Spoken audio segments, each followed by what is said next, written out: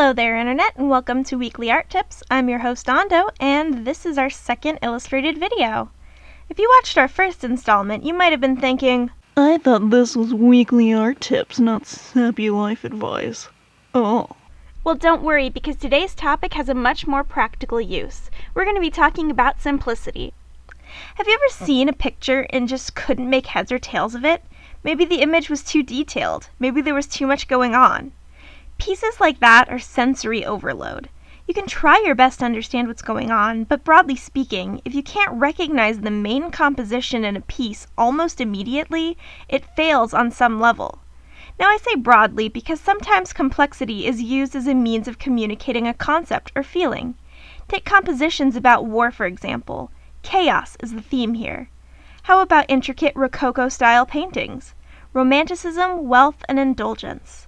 What about a composition where it really takes you a second to see what's actually going on? A mind-splosion when you take a second look. Keeping an image simple is something you should try to do at first, but just like all rules in art, you are free to break them once you understand what you are doing. Getting back to the point, let's talk about simplicity in compositions. It's always good to try to complete a composition using the least amount of clutter as possible. Make sure your image is readable in an instant when laying down your first lines. Distraction is the enemy of good design. If it's not important to your composition, you may just want to cut it. Wait a second. You cut the wrong one. There, that's better. Anyways, I know cutting something may sound like a taboo. I mean, how could you possibly leave anything out? But I'll say it again, if it's distracting the viewer, it doesn't help get your point across. If you want the viewer to look here, don't add a thing here. This spot is irrelevant. You might be thinking, so what, I'm just supposed to strip down my image and make it look lazy? Absolutely not. Simplicity is a starting point. It's the same as getting a plain white cake and decorating it. Once you have a strong foundation, you can begin to add more and more.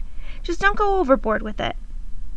Also, don't sit there and waste your time zoomed in at 2000%, painstakingly rendering each blade of grass before you learn the basics of good composition.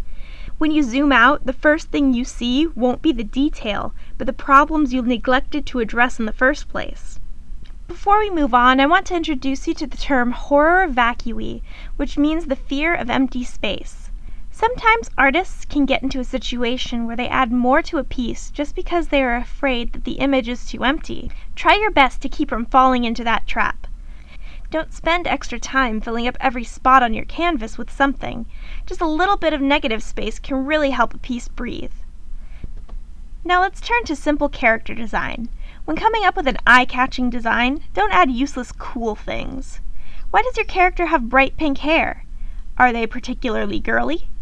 Are they punk? Are they doing it sarcastically? No? Then what's the reason?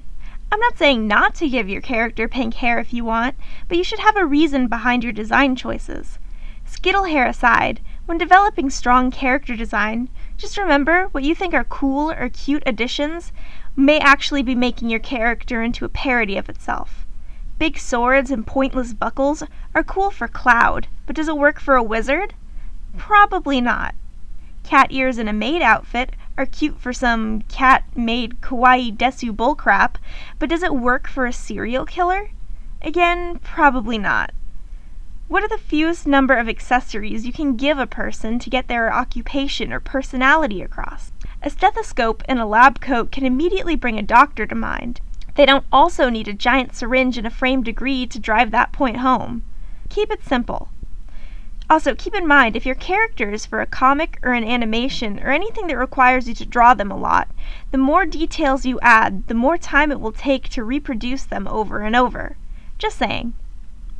Now, before we wrap up, I want to talk about how rendering can also get out of hand. For example, I think that most artists, when they first attempt a realistic style, will try to draw hair every strand at a time. After all, that's how hair is. Stop. Hair does look like a lot of strands close up, like inches away from your scalp. But anyone standing at a normal distance from somebody else probably couldn't pick out every strand of hair.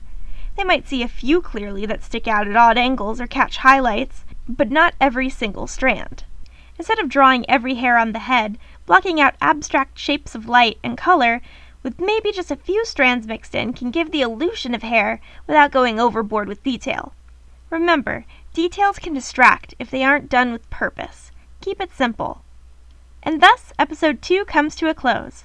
I really hope this helped you understand a bit more about simplifying your work and putting more thought into what details should be important. I plan on talking about composition again in the future, but until then, keep on arting! Thanks for listening to Weekly Art Tips. If you like what you hear, please visit my channel for other art tips, or hit that subscribe button to know when the next episode is out. If you are on DeviantArt, please join the Weekly Art Tips group to share your progress in our galleries and to read the weekly journal posts that I feature these videos in. If you would like to see my own page, I'll include a link to my account Draw Out Loud in the description below. Please feel free to comment on this video and let me know what you think so far. Also, let me know if you have any future topics you want me to discuss. I'll see you next time. Bye-bye!